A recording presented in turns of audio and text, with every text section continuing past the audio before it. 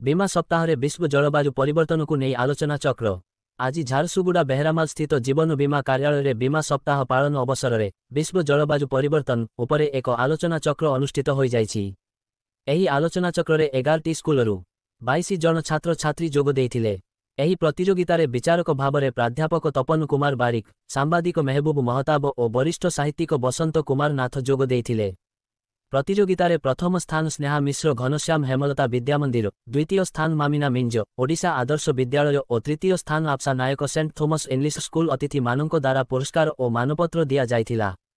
आलोचना चक्र को अरुण चैनी संचालन करिथिला बेले ब्रांच मैनेजर शक्ति प्रसाद रथ बीमा सुरक्षा और सामाजिक कल्याण उपरे आलोकपात करिथिले। उक्त आलोचना चक्र को सफल करिबा पाई वेदव्यास भोई, वरुण पटेल, रत्नाकर प्रधान, कनक नायक, कृपासिंधु मिश्र, नवीन सिंहना, सुसंत पाणिग्राही और रामचंद्र किसान सहयोग करिथिला बेले आशीष शुक्ला धन्यवाद अर्पण करिथिले।